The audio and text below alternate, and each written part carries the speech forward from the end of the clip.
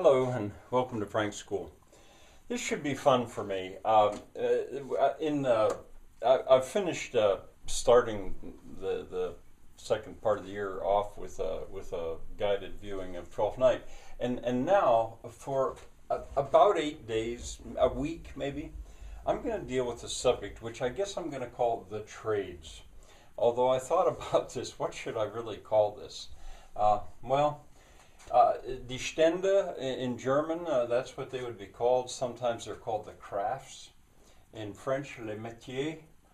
And in Portuguese, artesanato. I've got a lot to say about this and a lot to show you. And I don't know, it may seem a little strange to you. I hope I can all put it together because there's just so much there. But I thought today I would start by putting this subject in context. How does this fit in the my greater scheme of things? The subject has been lurking there in Frank's School all along, really. And in the second year, you see, this is the fourth year now. In the second year, if you'll go to that number, I'm not going to keep giving links, I don't think, because if you're curious, all you have to do is just type in that number at the top and boom, there it is. Second year, 12th day, second video, there I am talking about the trades. And you could look at that, so you can see it hasn't gone away. I've just had so many other things to teach, and but now I'm coming around to it. Finally, this I don't know what the future holds, but this is going to be a week that I'll concentrate on it. Within Frank's School itself, well, I'm picking up after this number, if you would, because I think it was at that point. Yes. At that point, I stopped and I went to other things. But this, it's the fourth year, 67th day, seventh video. There was a whole string of videos that I assigned to that day because that was the prospectus. That was the forward look at the stuff I'm trying to do here around me. And there's a playlist. I put that as a playlist so you can go right through the prospectus. And at the end of the prospectus, I listed the trades that I had in my mind for designated areas, I said, on this little farm around me. This would come right after that number, I guess, if you wanted to just kind of skip. I might even start a new playlist now with that number. I don't know, maybe not. Anyway, I'm going to use about a week. I don't know how long it'll take. Maybe it won't take that long. But about a week before, quote unquote, the second semester in Frank's School.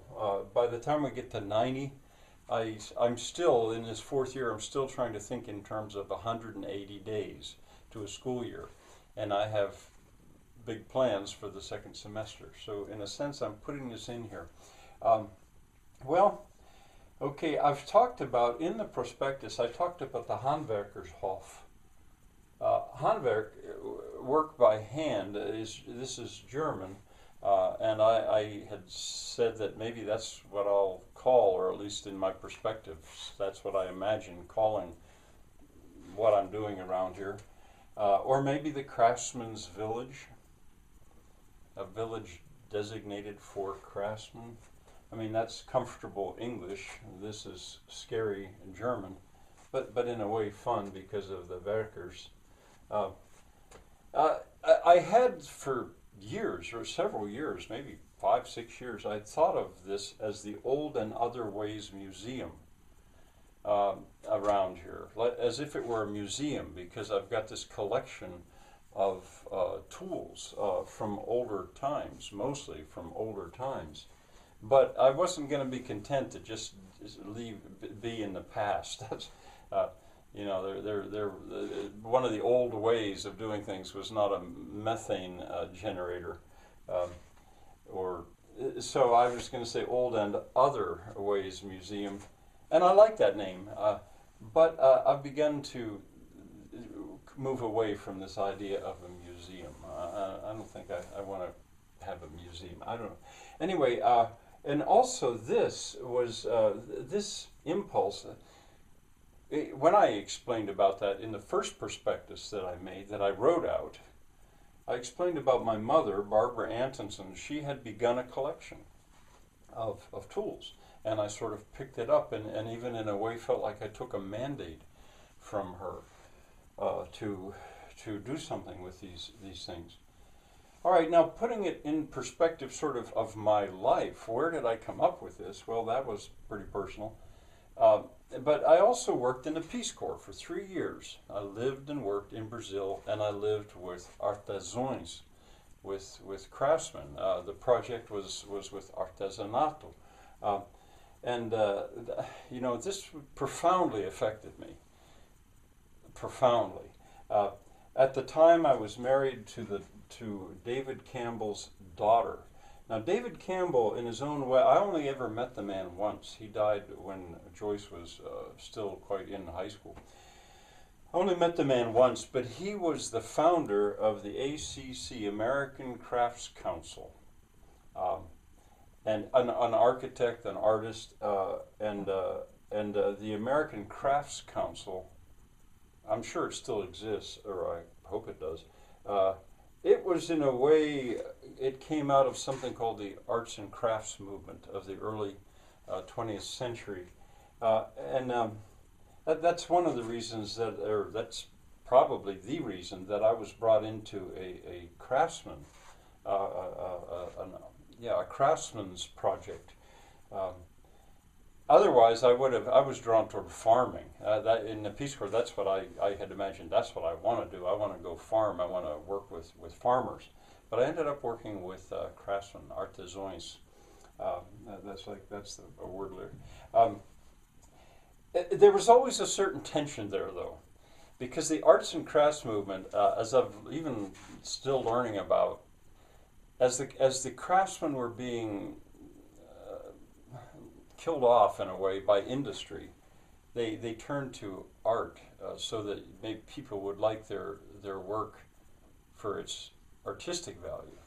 And I was always more practically minded, not craftswork as objects of beauty per se, but craftwork as what made civilization possible. As I say, there was a kind of a tension there. I'm not much of an artist, and maybe not even too much of an art appreciator, but I came to really appreciate craftsmanship. So anyway, for 3 years, that work, and it profoundly affected me, shaped my life, and I haven't ever left it.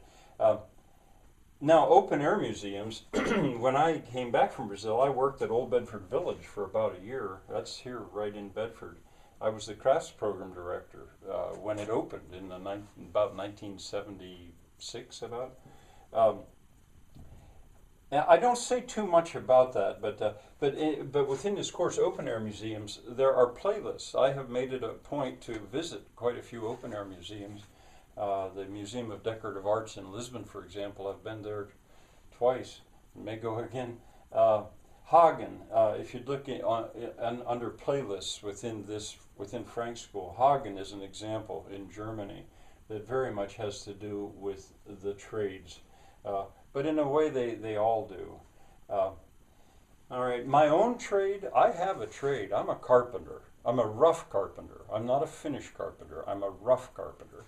And I basically did an apprenticeship, quote unquote, for about a year, or maybe 2 years after I came back from Brazil, Peace Corps. It was clear to me, even though I'd graduated from Harvard as an English major, it was clear to me that, well, I don't know how to say it. I wasn't going to be going the normal route. I was going to be quite comfortable to simply be a carpenter. And I set out about that, and I learned the trade. So I do have a trade of my own. And now, when I ultimately became a an English teacher, which was my profession. I feel like my trade is carpenter. My profession is teacher. And I'm teaching now. I mean, I think I was born to be a teacher. But in any case, when I was teaching in a public school, I had various clubs and took kids on various field trips that were related. I'm putting the trades in context. I had, for example, a low-tech club. And it was almost tongue-in-cheek that I came up with that name, because everything was so high-tech, high-tech.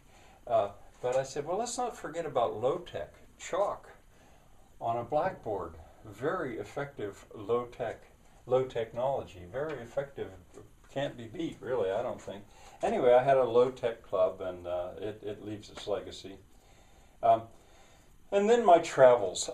Since I've retired, and even before I retired, well, before I retired, I traveled with students to Europe 5 or 6 times, but we went to the big cities, and which is what people do when they first travel. But my travels since then have been very much oriented toward the trades. You might say indirectly, and that's gonna continue.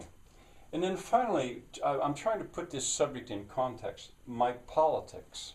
Last year, in the 3rd year, and you can go find this. I'm not going to give links all the time. You can go find this. If you look at the playlist, Decentralist Manifesto, you'll find way more probably than you're interested in hearing or seeing.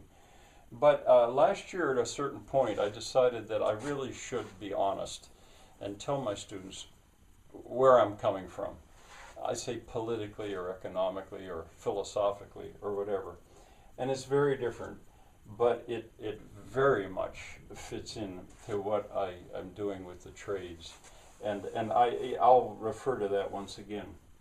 Well, I've begun the subject, and I think tomorrow the next thing I'm gonna do is I'm gonna show you some books that I have, and then I'll see where it goes from there. So, well, we've begun. Bye for now.